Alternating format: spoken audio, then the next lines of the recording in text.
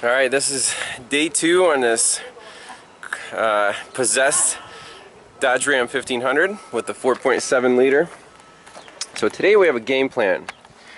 Yesterday, as you saw in part 1 or 2 or whatever it's going to be, when the computer shut down and we lost the 5-volt reference, there were quite a few spikes. Sometimes it would happen right during a spike, you know, the 5-volt reference would drop down. Sometimes there was noise before the event and then it would drop down. So, and the only thing that could cause spikes on all the channels across the board is something that's high voltage.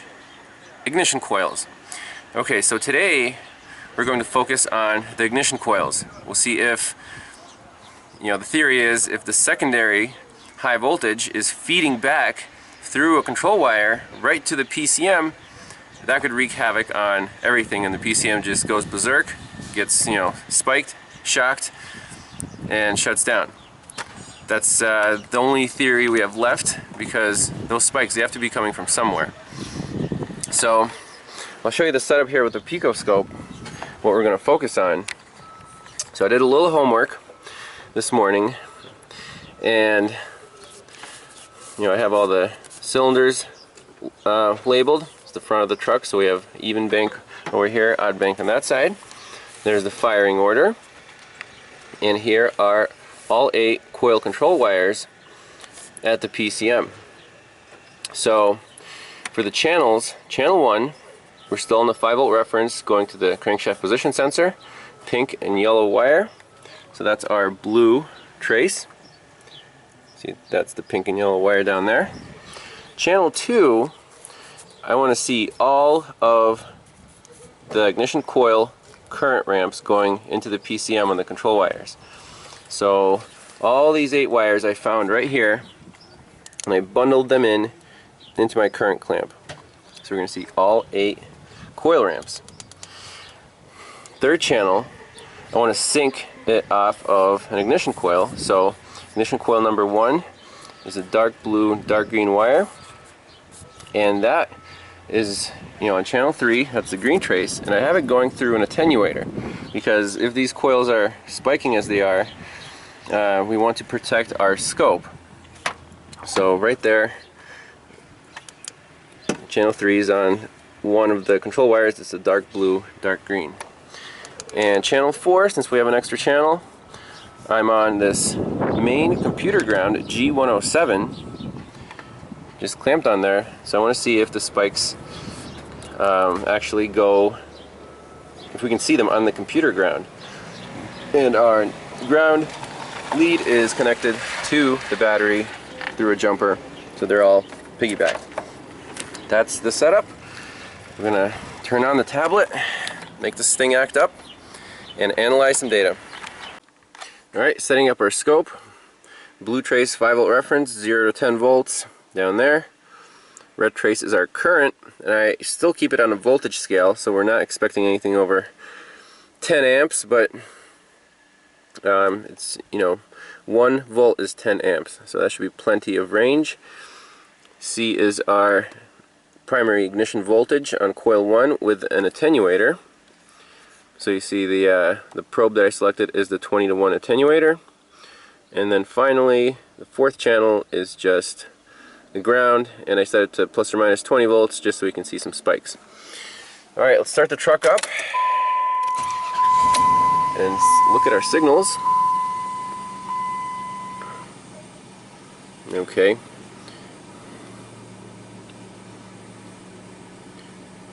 So I'm not seeing anything on the green trace right now for coil control. Let's pause that, zoom in on our current ramps. I think we're missing one, huh? So we have to check our current, how many wires are in there. So 1, 2, 3, 4, 5, 6, 7. I got 7 of them, so apparently I missed one wire, and I'm on the wrong wire on the green trace. So let's double check that. Alright, so we're back online. I just had the wrong wire back probed for the sync, and, you know, a wrong wire in the amp clamp. That's why we're missing one hump.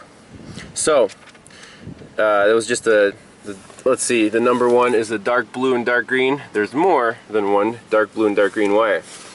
Anyways, here's our pattern. Sure enough, the spikes correspond to ignition events. Okay? And we see that on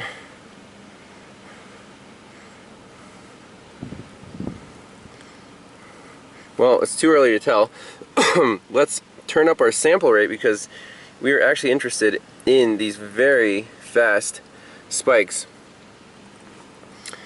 Now I want to drop my time base. You know, we want to see a little more repetition, so do 500 milliseconds. Alright, here we go. Let's try to make this thing act up.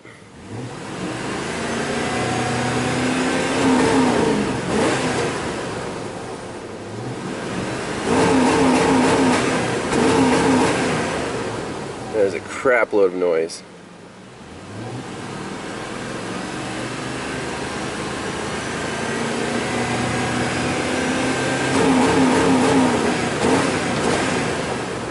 Doesn't want to die yet.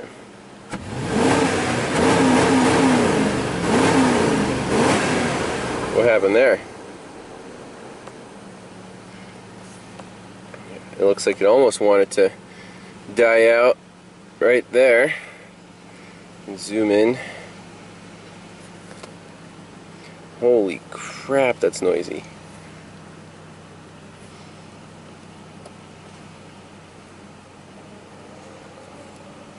What kind of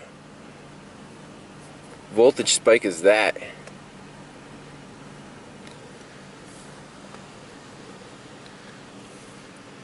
Alright, let me shut the truck off and we'll analyze this. Alright, so we're zooming in on one of the events. So there is a normal looking spark line. Let's bring that down here.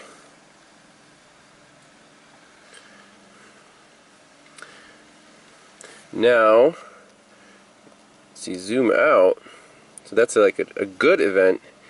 We'll zoom out until there was a clean area. Now let's go to a noisy area and see what is happening right here. So this is when the truck was hitting the rev limiter, I think.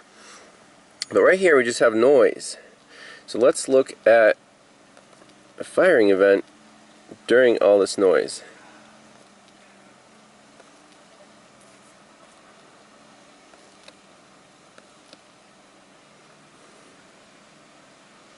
Look at that. There's our spark line. Then we have a huge coil oscillation.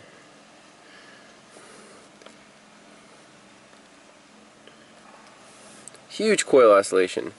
So maybe I should even jack up my scale some more, because we're hitting negative 50 volts there and positive 200.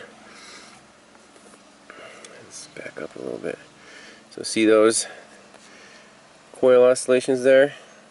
That's not supposed to be there, and that's in our noisy area. Okay, then it became clean again. Let's zoom in on a clean event.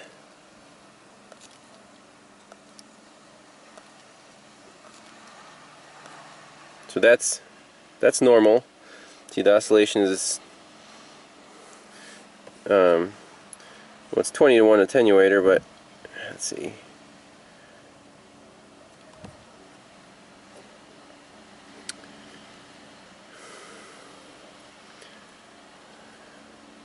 You see the oscillation is not that great. It's like 25 volts in amplitude. Now, question is this scale accurate? Because shouldn't we be at 12 volts here and not 25? I wonder if I'm using a 10 to 1 attenuator, not a 20 to 1. Let me double check.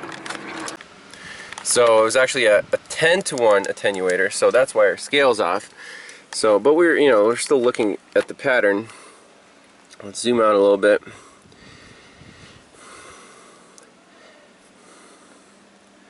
Go to another really noisy one.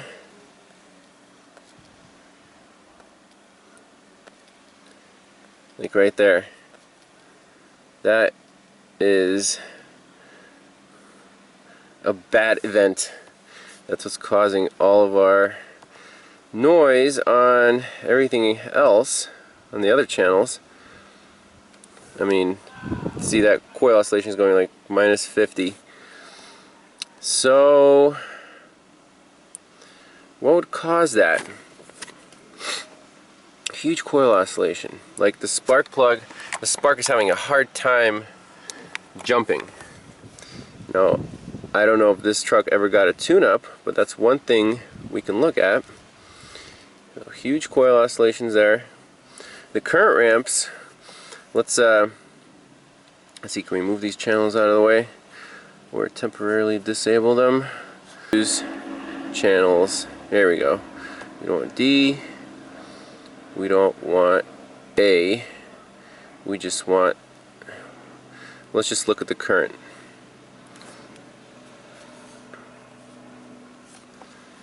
And A, B, and C. Okay. So the current, let's see if it got noisy at some point. Like right there, it's getting noisy.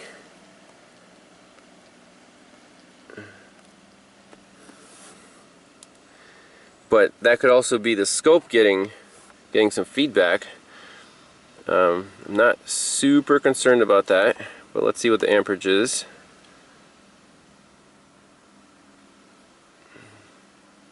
So why is our amperage going negative? Not quite sure. I might have to re-zero the amp clamp. Let's bring in channel, which one? C, with the interference. This was definitely a noisy event right there. That is like messed up. Huge coil oscillation. So it looks like the spark had a hard time jumping. It's almost like an open spark plug wire. I think. Now that's on the primary voltage, right? It's very, very interesting. Mutual inductance, right? So that was a cool capture. Let's turn all our channels back on. So we have that capture saved. Now let's adjust our scales. So for example,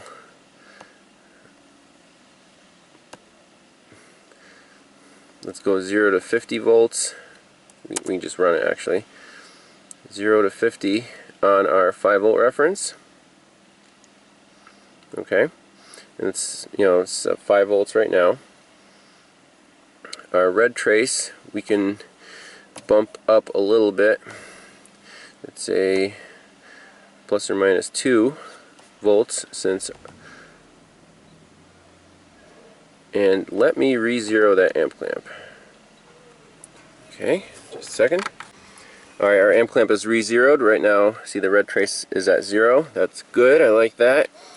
Our green trace, we have to correct our probe here, so it's going to be a 10 to 1, oh no, I'm sorry, 10 to 1 attenuator.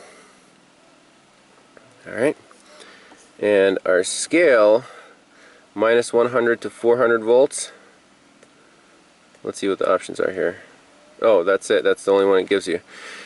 That's okay, that's fine. And then our yellow trace, let's bump that up to like 100 volts. I don't care. We'll see how big the spikes are. Alright, now let's fire it up.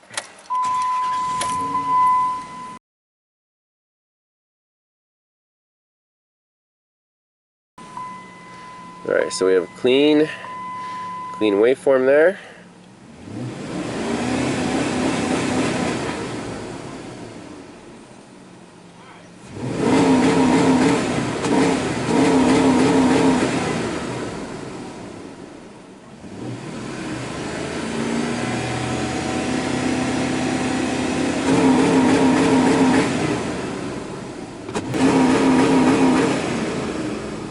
Damn, can't make it stall out.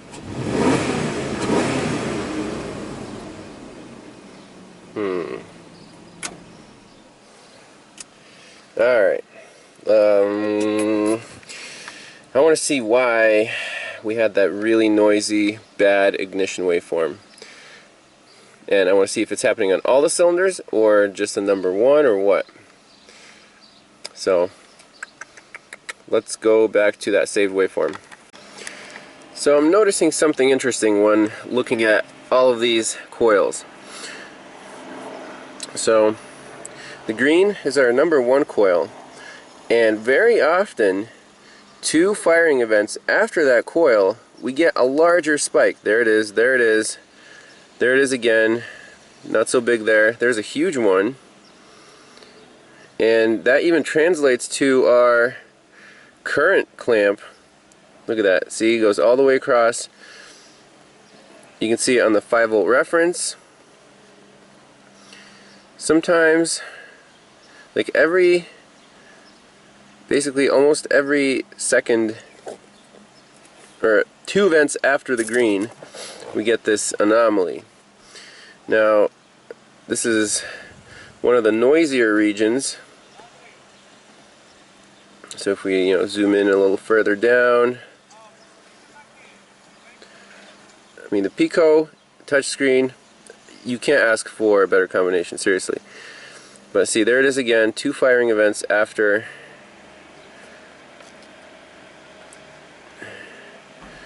our sync.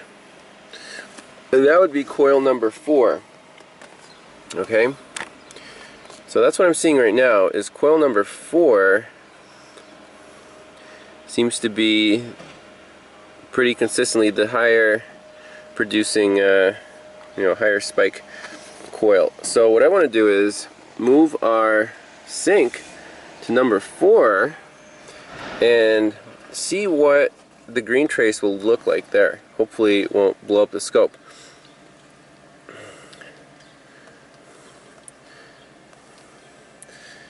So I can't get the truck to stall, but I think we're on the right track. We can see where these spikes are coming from now. So looking at the waveform at this level, at a noisy part, you can almost see after every green there follows the yellow. The green is our sync, and yellow is that's just the ground. So the ground is that noisy. So 2 vents after our sync. So I want to go to this coil number 4 wire and get some more waveforms. Alright, this is getting very cool. So now we're synced off of the coil number 4, the green trace, and now all of the noise spikes on all the channels are lining up exactly. So we are getting very, very close. I'm excited. We see noise on the current clamp, on our ground, on our 5-volt reference, and if we zoom in on, let's get that out of the way. Let's zoom in on one of these firing events that has all the noise and see what it looks like. I mean, it looks like a pretty decent spark line. The coil oscillations are definitely a lot smaller than on coil number 1. So my thought is we can either swap coils around, like move 4 to 2 or whatever, and see if the noise follows the coil. We pop out spark plugs. At this point, I mean, this is really neat. I think I want to just move the coil and see if our noise shifts, to a different cylinder. And I'll have these guys order up a new coil, and we'll see if it fixes the problem. That's right. I think we've reached the end of our diagnosis. I took a closer look at the coil that I was going to swap out here. So this is number 4. It's 2, 4, 6, 8. And this, guys, is an aftermarket coil. No way. You can see it does not have the part number written on the side. See that part number right there? This guy is definitely not OEM. I think it's a coil problem. We need an OEM ignition coil for this thing. Ridiculous. That kind of makes me happy. Let me tell them to order up an original ignition coil. I mean, I can't make the truck act up right now, even with this thing in place. But that's what's causing our noise for sure. I mean, we could still swap them to see if it moves, but it's kind of put two and two together. Alright, I've been hanging out for an hour here waiting for this new coil to arrive. And this is what we get. Standard T-Series. What? I thought I was getting an OEM coil. Oh well, we'll put this one in and take a look at our waveforms again, see if that spike is gone. Alright, new T-Series coil is in. NEW, right? Well, let's hope for the best. I want to get out of here, move on to the next one. So, for the Pico, if we want to set up our old scales, we just open up a file. Let's see, that we just saved. Noise coil 4, cylinder 4 sync. So that was the latest one. Let's open that up.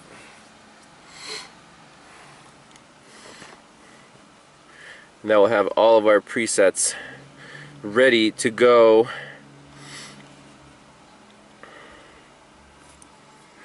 Alright, there we go. Now we just hit the space bar.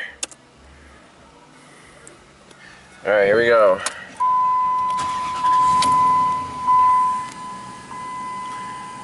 I like it already.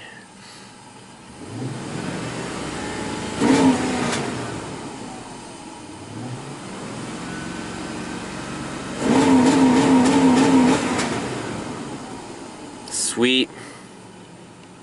Space bar. Shut the truck off. Let's just save this screen.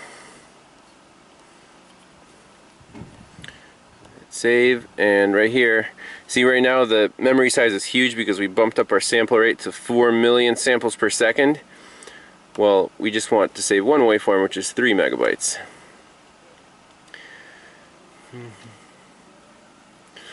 Alright, now we can zoom in.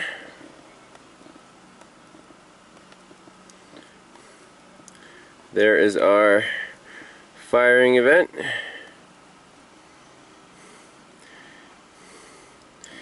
And we have no noise on the other channels, which is really cool. I am very happy with that fix.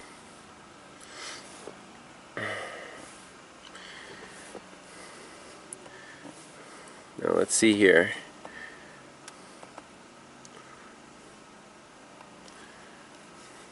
You see the blue trace? That's our 5-volt reference.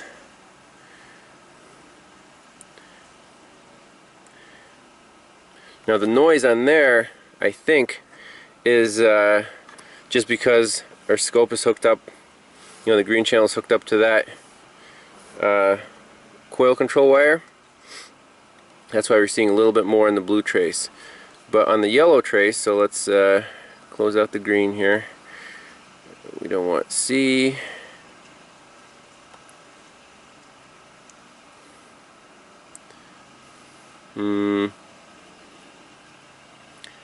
It's still there, isn't it? Boom, boom, boom, boom.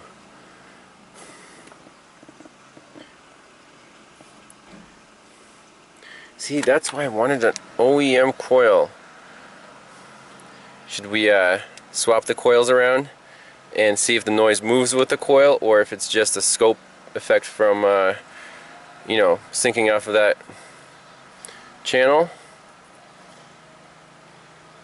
Or we can sync off of a different channel back to number 1. I think we'll do that and see if number 4 is still shitty. Alright, we got the sync back on number 1. Let's see if we get any interference.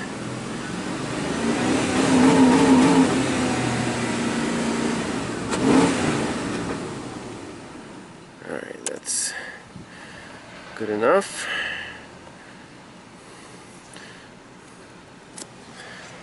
this guy off. Guys, try. Well, let's see.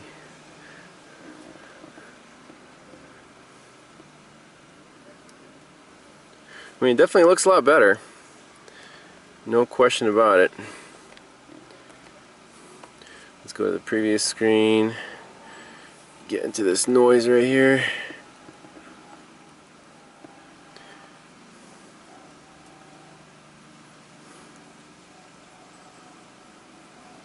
So you can see when we're synced off of number 1, the spikes on the other channels are a little bit higher, you know, corresponding to that sync. So I mean, that's not too surprising, because we are measuring a lot of potential there.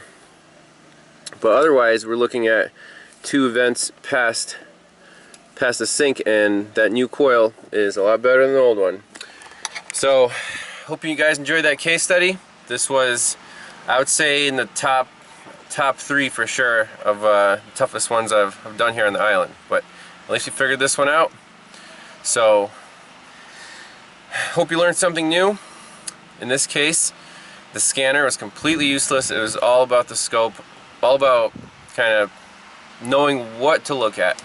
We did poke some holes, so now we got to get out the liquid electrical tape and tape that up. But we found the problem, and hopefully this truck is fixed. And if it's not, I'll let you know. Alright guys, I'll catch you next time. Bye bye.